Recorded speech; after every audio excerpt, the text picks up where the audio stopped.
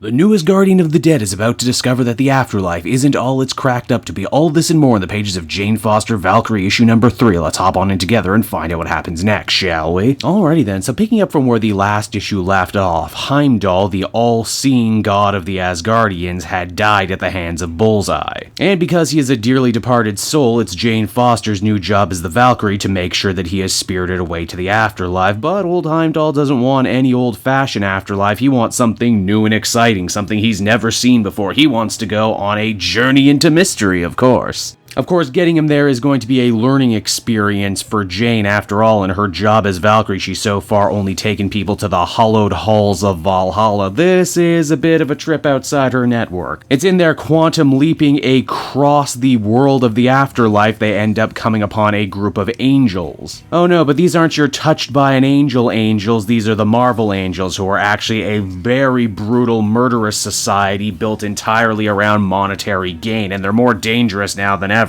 You see, the Queen of the Angels was actually killed during the events of War of Realms. No, I'm not exactly sure what tie-in book that was, and because of that, the Angels are tearing each other apart, jockeying for dominance. They also hate Asgardians with a burning passion. It's a long story involving them working Angela into the Marvel Universe. Fun story, too. Jason Aaron wrote it. It's while crashing around the realm of heaven, though, Jane Foster actually ends up getting an info dump from her brand new magical all-weapon. Turns out, yeah, male angels absolutely exist. They just don't have wings and live as second-class citizens. Though they are tasked with a rather interesting mission, and that is looking for an afterlife for the angels. Yeah, when angels die, they don't go to heaven. They're already in heaven. They just kind of go nowhere, and with no afterlife of their own, they plan to steal one. What afterlife was in their current hopper right now? Well, the Greeks, of course, in the realm of Hades, which is looking even crappier than usual now as there is no soul to feed the anti-Yggdrasil. And that would be because, and great use of continuity here, all the Greek gods in the Marvel Universe died during the events of Avengers No Road Home, only to be reborn somewhere else in the universe. Jane as Valkyrie has to fight her way out of the Greek underworld, not just for herself, but for her tag-along Heimdall as well. It's here, though, this hellish realm starts playing tricks on her mind. By invoking memories of Jane's own dead husband and child. Yeah, that's a real thing that totally happened. Writers forgot about that for years until Jason Aaron took over the book, and I'm glad he chose to remember it here.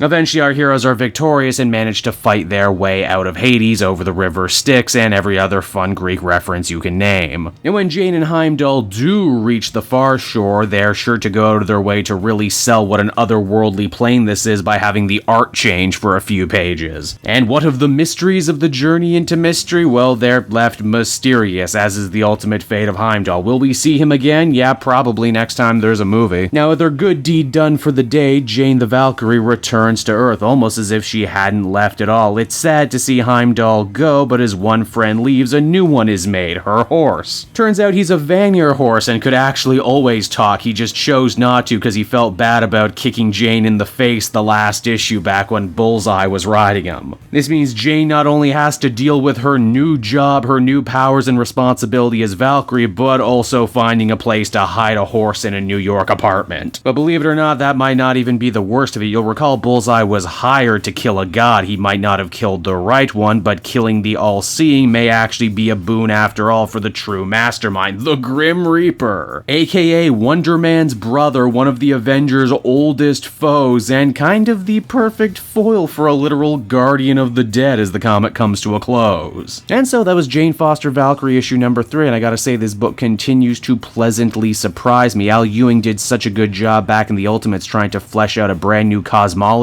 for the Marvel Universe. And here it feels like he's trying to do much the same for the afterlife in the Marvel Universe, which makes a lot of sense and is ground a lot of writers haven't covered, which is weird considering we have so many pantheons and so many different gods. Of course there'd be different afterlives. Actually, come to think of it, Ewing's Immortal Hulk book is actually kind of dealing with a lot of the same material right now, so don't be shocked if these two books end up crossing over sooner rather than later. Ultimately, I'd feel comfortable giving this one an 8 out of 10. It's a good time, and the book is really starting to differentiate itself from Thor and all the other Asgardian books to find an identity all its own, and I like that.